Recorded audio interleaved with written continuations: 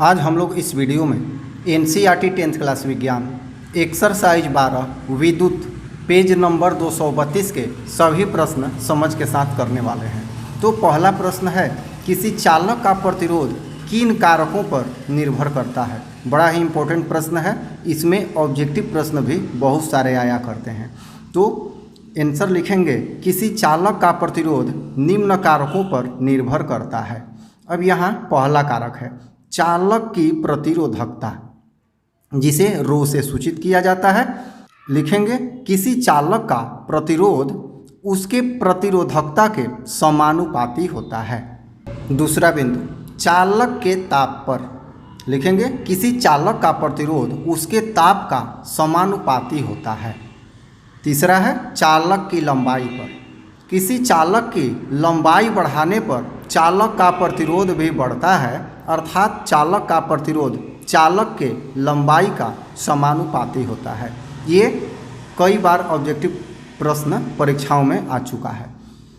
चौथा नंबर है अनुप्रस्थ काट का क्षेत्रफल, अर्थात चालक के अनुप्रस्थ काट के क्षेत्रफल पर किसी चालक का प्रतिरोध उसके अनुप्रस्थ काट के क्षेत्रफल का व्युत्क्रमानुपाती होता है, अर्थात चालक की मोटाई बढ़ाने पर उसका प्रतिरोध घटता है। ठीक इसके उल्टा, अगर चालक की मोटाई घटा दी जाए तो प्रतिरोध बढ़ जाता है। तो समझ में आ गया होगा प्रतिरोध किन किन कारकों पर निर्भर करता है। तो पहला कारक है प्रतिरोधकता, दूसरा कारक है चालक की लंबाई, तीसरा कारक है चालक का ताप और चौथा कारक है चालक का अनुप्रस्थ काट का क्षेत्रफल।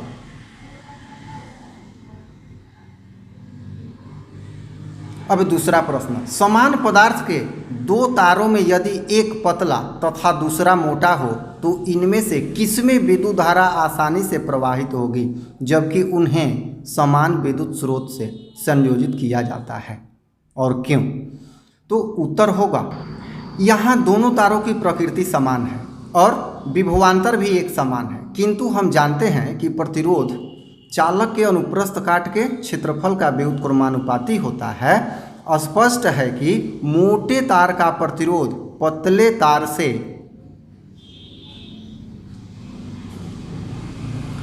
कम होगा, अतः मोटे तार से विद्युत धारा आसानी से प्रवाहित होगी।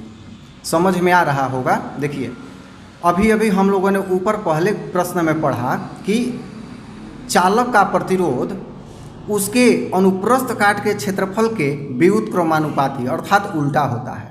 तो स्पष्ट है कि जो मोटा तार है उसमें विद्युत धारा अधिक बहेगी, क्योंकि उसका प्रतिरोध कम होगा। मान लीजिए किसी वैद्युत अवयव के दो सिरों के बीच विभवांतर को उसके पूर्व के विभवांतर की तुलना में घटाकर आधा कर देने पर भी उसका प्रतिरोध नियत रहता है, तब उस अवयव से प्रवाहित होने वाली विद्युत धारा में क्या परिवर्तन होगा। उत्तर लिखेंगे, हम जानते हैं कि नियत प्रतिरोध पर विद्युत धारा विभवांतर के समानुपाती होती है। जब विभवांतर आधा कर दिया जाए तो विद्युत धारा भी आधी हो जाएगी। देखिए, यहाँ हम जानते हैं ओम के नियम से V=IR होता है। तो जब R यहाँ पर कांस्टेंट होता है, नियत होता है, और यहाँ भी प्रतिरोध नियत है, तो जब V आधा हो जाता है तो विद्युत धारा अर्थात I भी आधी हो जाएगी। चौथा नंबर प्रश्न, विद्युत टोस्टरों तथा विद्युत स्तरियों में तापन अवयव शुद्ध धातु के न बनाकर किसी मिश्र धातु के क्यों बनाए जाते हैं। उत्तर लिखेंगे, विद्युत टोस्टरों तथा अन्य विद्युत उपकरणों के तापन अवयव शुद्ध धातु के न बनाकर मिश्र धातु के बनाए जाते हैं, क्योंकि मिश्र धातुओं की प्रतिरोधकता अधिक होती है, जिसके कारण ये अधिक गर्म होने के बावजूद भी दहन नहीं करते हैं। अब देखिए, यहाँ पर जो शुद्ध धातु है उसकी प्रतिरोधकता कम होती है, किंतु जो मिश्र धातु है उसका प्रतिरोध अधिक होगा, जिसके कारण विद्युत धारा प्रवाहित करने पर उसमें अधिक ऊष्मा प्रवाहित होगी और उसका दहन ज्वाला के रूप में नहीं होगा। पांचवा नंबर प्रश्न, निम्नलिखित प्रश्नों के उत्तर तालिका 12.2 में दिए गए आंकड़ों के आधार पर दीजिए, जो एनसीईआरटी बुक में है। ए है आयरन तथा मरकरी में कौन अच्छा विद्युत चालक है।